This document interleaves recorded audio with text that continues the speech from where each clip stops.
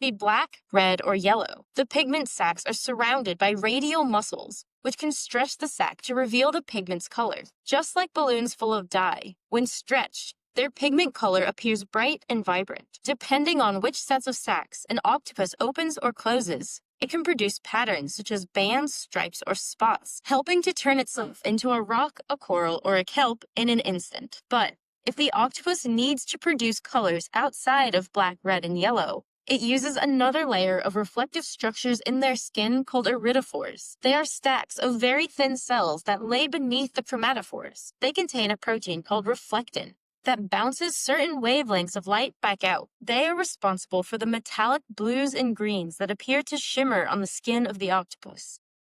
Beneath that layer is yet another layer of reflective tissue called lucifores. These reflect ambient light, usually producing white hues. By combining reflection from the iridophores and lucifores with the correct patterning of the chromatophores, the octopus can create a very convincing copy of its surroundings. But the octopus has one more trick up its sleeve, allowing it to disappear in plain sight almost completely. Using a structure called papillae, it can change the texture of its skin, creating ridges and bumps that rise and fall. This helps the octopus match surroundings even better. With all these tools, the shell-free, soft-bodied octopus has been able to deceive an ocean full of predators for millions of years. But their survival has not hinged on these camouflage properties alone. It's the way they're controlled that is perhaps an even more compelling survival tool. When an octopus travels along the seafloor, they have to assess the background and modify their camouflage constantly.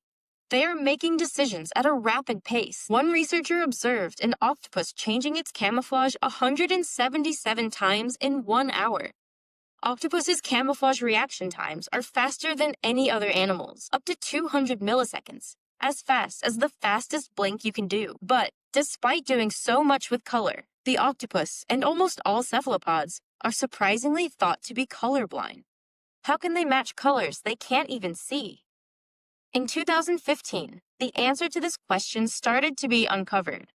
Researchers found that the skin of an octopus is sensitive to light due to photoreceptor genes active in the skin. Even when the skin was detached from the body, it could respond to light and change the shape of its chromatophores.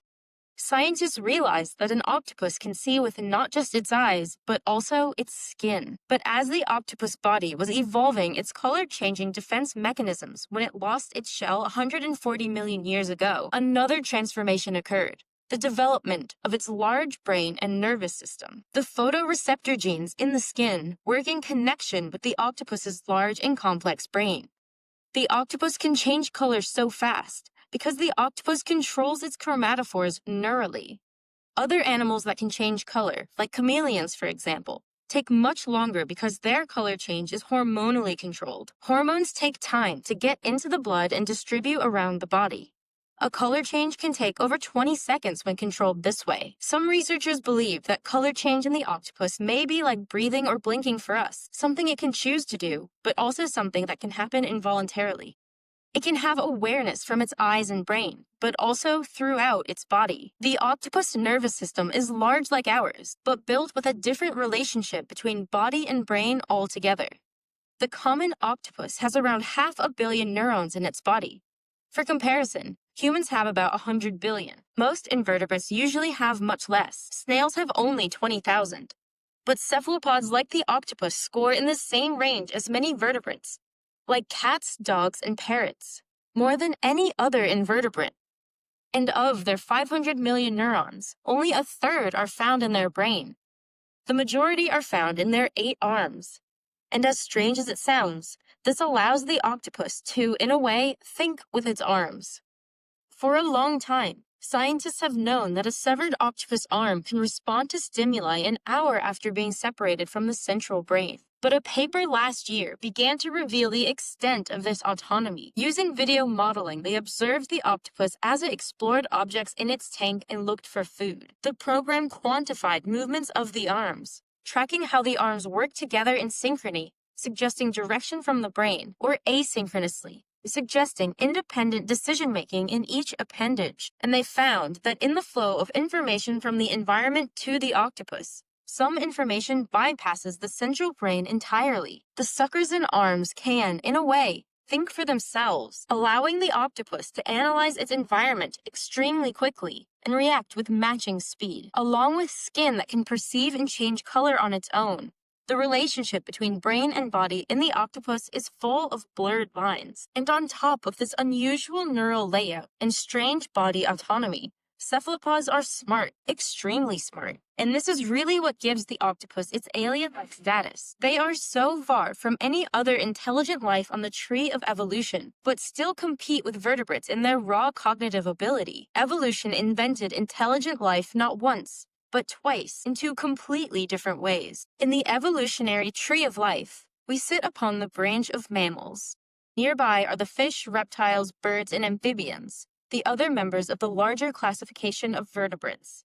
This group is where we see all of the intelligent life we normally think of: humans, primates, dogs, cats, dolphins, and some birds. When we collect these animals and trace back to our common ancestor, it was likely a lizard-like animal that lived around 320 million years ago. Like us, this animal would have had a backbone, 4 limbs, a head, and a skeleton. It would have walked around, well adapted to land, and had a well-developed central nervous system. But to find where we split from the octopus, we have to travel much further down the branches, to around 600 million years ago. The creature we find there is a simple, flat worm. It had an extremely basic nervous system, and no inklings of what we would consider intelligence.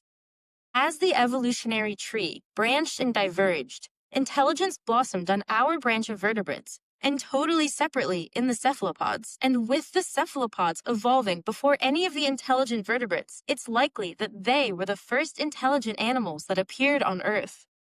But what actually is intelligence? How can we identify or even measure such a thing in an animal so different from us?